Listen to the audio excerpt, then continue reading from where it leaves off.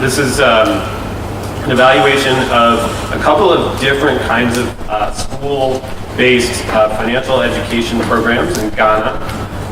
And it's really, the origin of it is the Aflatoun program.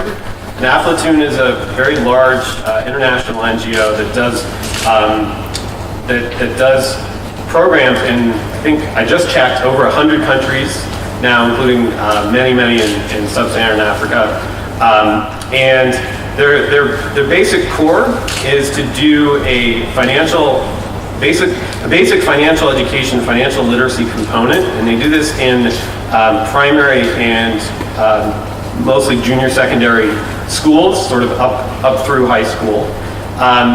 So they do this financial education kind of in a similar way to the kinds of programs that Dean presented, and they also do a social education component. And the social education it's seen as a complement to the financial education, and it kind of teaches things like I guess I would put a lot of the things they do into empowerment of the kids and trying to empower them to make their own decisions, make them understand their own rights, and also to understand kind of the issues that kids might face, like gender issues, and there's some components on HIV/AIDS and things to kind of prepare them for just life skills in general. So the first question we're asking is basically, what is the impact of the Aflatoun program on the things we care about? So financial knowledge, social skills, attitudes, and savings behaviors of children. But we also want to know what the impact of basic financial education and access, basic financial education and access to a savings product on social and financial knowledge and the same kinds of outcomes. So both of these things had savings in school, and that's one of the core components of the Aflatoun program as well, is in one form or another, usually there's some kind of a box or some kind of a savings advice at school, and they keep track of all the kids' savings. So with those two programs, we can say something about what the additional effect of the social component of the Aflatoun program. Okay, and this is a field experiment, randomized control trial with 135 schools in Ghana, and we're looking primarily at grades 5 and 7, so a younger set of kids than the studies that Dean was looking at. So I'm not going to talk, since I kind of talked through it a little bit just now, I'm not really going to talk too much about the Aflatoun program and the other program that we're studying. So it's again, a curriculum that deals with social and financial education. And that's the logo. His name is Aflatoun. He's a fire guy. And he basically leads you through the curriculum. And these are weekly club meetings after school. And the model of Aflatoun generally is Aflatoun basically designs this curriculum and customizes it for the different countries where it operates. And then essentially contracts or partners with local NGOs to deliver the content in schools. Okay? And in Ghana, we were taking advantage of an expansion of the program. Okay? So the financial education component, as I mentioned, is things like budgeting and planning, purpose of savings. There's a kind of entrepreneurship component where some children are kind of encouraged or children in general are encouraged to maybe start very, very small businesses. And then again, children are encouraged to save at school. And as I mentioned, the social education component, it's children learning about their rights. In particular, something that is going to come up later, not to be exploited through child labor, and there is a component discussing child labor and kind of the pitfalls of child labor, and then there are other kind of general social education like HIV/AIDS and gender. Okay, so the second program was designed purposefully to evaluate the social component of the Aflatoun program. So all it is the Aflatoun program basically stripped of the social education component. Okay, and we call it the honest money box. It was introduced entirely for the purposes of the evaluation. The logo is not quite as colorful, but it kind of the whole idea is to kind of create something that was very, very similar. And Again, it was pretty much identical to what the Aflatoun program was in the financial component. So this is a randomized control trial, exactly for the reasons why Dean mentioned a few minutes ago. It's a school-level randomization, so we take a set of schools, in this case it was 135 schools in different areas in Ghana, and we randomly assign them to one of three treatments, either Aflatoun, the Honest Money Box program, or control group, which did not get either intervention. Okay? These are the areas in Ghana where we were working. One area in the southeast, one area around Accra in the south, and one in the west. This was studied, the program itself was conducted in 2010-2011 school year, and we had a baseline survey and an endline survey to analyze the impacts around that. And again, and I'll bring this up later, this is a short-term study, right? So this is and all the outcomes are right at the end of the program, okay? And again, especially I think with youth financial literacy and youth programs, the goals of the programs are not always to just produce short-term outcomes. And the stated goal, especially of Aflatoun, is for to encourage a lifetime of savings. I think that's one of their mottos. So we're going to be looking at really short-term results. Okay. We have a whole bunch of outcomes that we're looking at, all measured through these surveys. We look at savings in school, outside of school, how much they save, attitudes, to the extent that we, subject to the issues that Dee mentioned about savings attitudes. We're going to be looking at work. So these are pretty young kids. These are 12 to 14-year-old kids. And there is a concern with the Aflatoun program whether it's actually encouraging kids to work.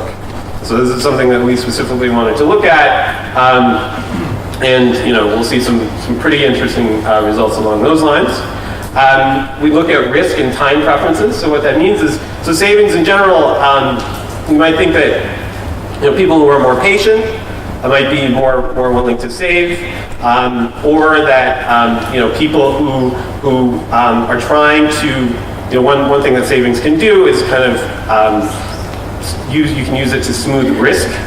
And so if you're very averse to risk, then you might save more. And so we were trying to see the kinds of impacts along those kinds of dimensions. Looked at spending patterns, and we looked at basic financial literacy, which are measured through these shop games that we played with the kids, where they had to allocate a hypothetical amount of money to certain items in a hypothetical shop to spend a certain amount of money. Okay? And then we also look at confidence, which is one of the social indicators that the Aflatoun program is concerned about. So what I'm going to show you is just a couple of these. I'm going to show you savings, work, and one thing about risk preferences. In terms of outcomes, I'm going to show you tables. I don't have graphs, but the way to think about it is that we have a whole set of outcomes. So with savings, we have saving, like, do you save? How much do you save? There's some stuff about where you save. All those are individual outcomes, and we kind of collapse them into these indices. Okay, and the effect sizes are in standard deviations, are pretty hard to interpret in some sense, and a little bit hard to explain. And so what we're gonna do is look at the effect on the overall kind of broad grouping of outcomes, just to get a sense of the magnitude. Just to get a sense of the direction, and then we can look at some of the individual indicators for magnitudes themselves. And so when I show you these tables, I'm going to basically show you the difference in averages between the Aflatoun and the Honest Money Box program and the control group. And so what we'll do is just look at how these programs performed relative to the control group. So here's the first table. So this is savings behaviors. Okay, and so if we just look at this index, okay, without paying too much attention to the magnitude, so both treatments increased savings very, very broadly defined. Okay, if we start to look at some of the individual components, we see a modest increase in the percentage of kids who are saving in both. Well, I would say both the Aflatoun and the Honest Money Box program. So the stars on these are statistical significance, and the Aflatoun program is significant, and the Honest Money Box program is not, although the point estimate is exactly the same. But this is a small effect. It's not huge. It's about 3.5 percentage points, and it's about 16% relative to the control group. The control group about 52% saved, and so we increased that by about 3.5%. But it didn't really increase the amount saved. Okay, and in this case, it kind of indicates that the total amount saved might have decreased a little bit, but this is not statistically significant. But the program effects were, as you would expect, largely driven through savings in school. Okay, so a lot higher percentage of kids were saving at school, and the amount of money that they had saved at school increased a lot. But there really wasn't a change in whether the children saved outside of school or not. Okay, so that's savings. So I'm going to move on to work. Again, cherry picking outcomes a little bit. So I'm kind of not showing you all the outcomes we have. I'm just kind of picking some of the more interesting ones for the purpose of time. So in terms of work, so we have this work index, and the Honest Money Box program did significantly increase the work index.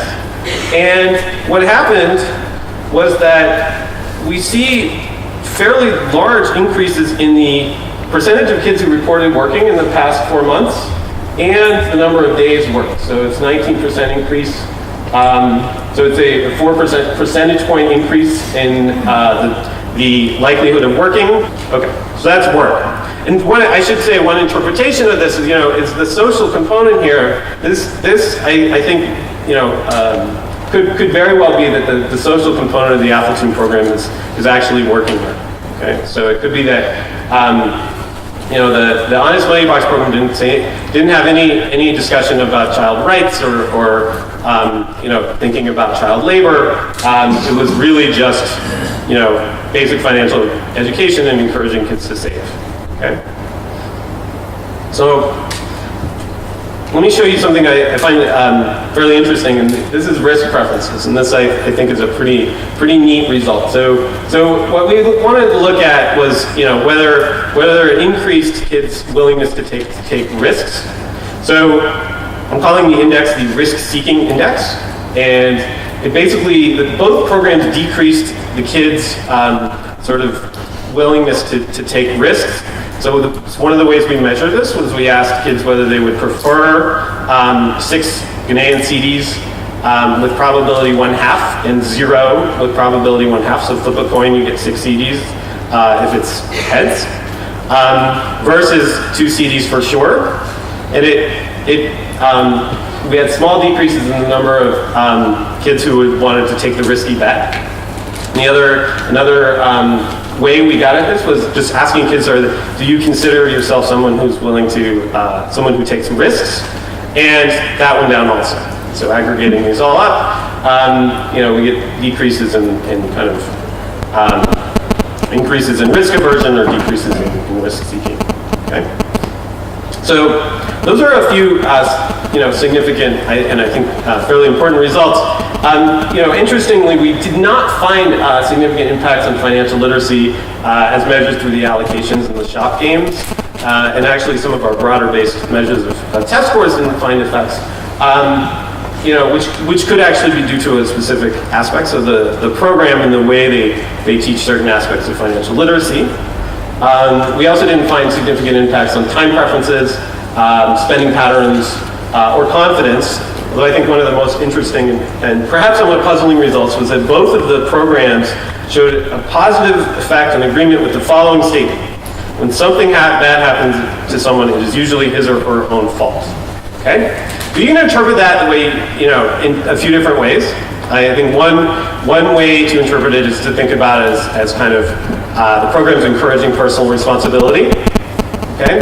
But some of these kinds of questions and measuring, as we've mentioned, measuring attitudes is very challenging. So it's a little bit hard to interpret. Okay, so that's basically our evaluation. So we did see both programs successful in increasing the savings rate. These aren't huge changes.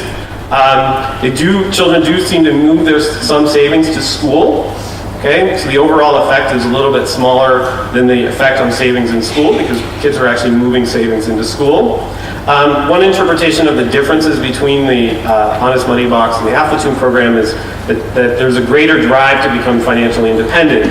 So you know, they're pushed a little bit, you know, more into working more without the kind of, you know, empowerment and rights education that you get with the Aflatoun program.